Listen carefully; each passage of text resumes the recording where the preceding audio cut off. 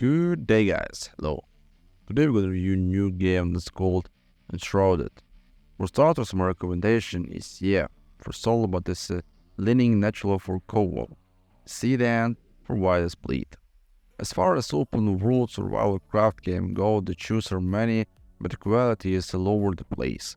Fortunately, Enshrouded hits a lot of the mark quite well, even if there are a few questionable choices, something to detract for the experience. We have all been there. Waking up in the next to the nothing feels next to nothing.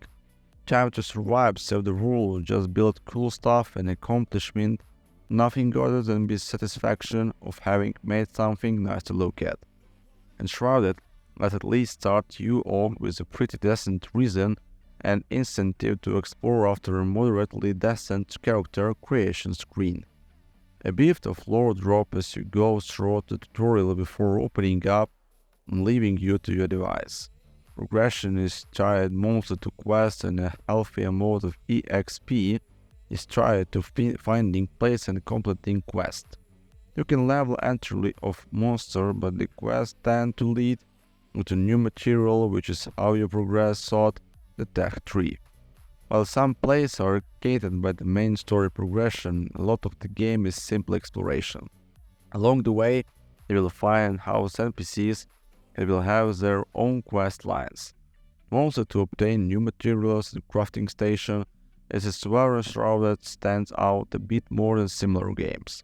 While there are more static quest drivers and crafting station, the NPCs do make your base more lively, and as such making a home for each of them will entertain the builder types.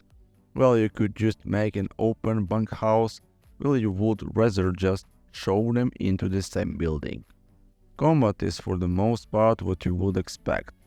Catering to mage, meal and range flavors, I personally tend to lean to meal which something feels class crisp, and Valheim for example when it comes to parries. While the does not make it bad, it does just feel like the window is not as clean. Some encounters also feel less fair, but the same token you can use that to abuse larger monster hitbox while they hit you with AoE from Narnia that does not match the animation. No one of that is really so bad, so that you just sort of get accustomed to what stuff you will take more care on. It's usually bosses and larger enemies that suffer from this the most, but a few early game monsters that sort of function as allies stand out enough you to care around them. As for the weapon and armor you can get, much of it will be looted. You can have the rare weapon to scale a bit, so you will not outlevel that legendary X one PoE later, and because the loot is RNG you might get saddled with a trash tier 1. Oh look, 4 wizard heads later and you still don't have a helmet? Well, you can craft armor and weapons, I rarely needed to.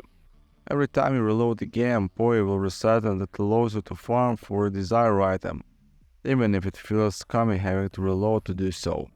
When it comes to skill, while the skill system does not feel bad, it does feel that not all rules are equal.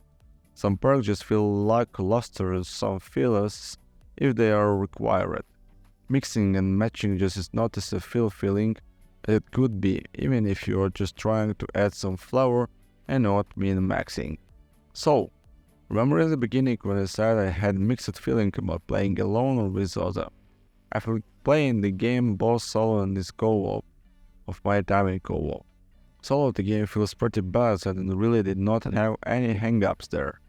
Game is solid in that regard, and character choking and sawdust for the 100 times is still at least better than the dead silent NPCs or no one at all. Co-op is fun but also sort of awful. The game does not really change much with other players, but the one thing that really makes it annoying is the quest. For example, my group for co-op is the same people. All on this time, we run all the PoE together and so no one is ahead of the other at any time. Somehow the quests still do not give everyone credit. Quest and drop an item gives one. Yes, 3 people wanting the tier pair of boots. Talk luck, sure you can enable person progression to get the XP, but it bugs often requiring a restart of the game. Logging out in and just feel awful. Does it make the game unplayable? No, but expect a few grumbles and use of creative language. Got the game to play with someone in co-op, it is very enjoyable. Mechanics are fairly easy to understand, graphics are amazing, gameplay is really fun, and there wasn't even a single but to be found by either for us. The building system too is quiet, paced, and easy to learn. All in all, a very good game in my opinion. Thank you for watching guys, and hope to see you later my friends. Goodbye.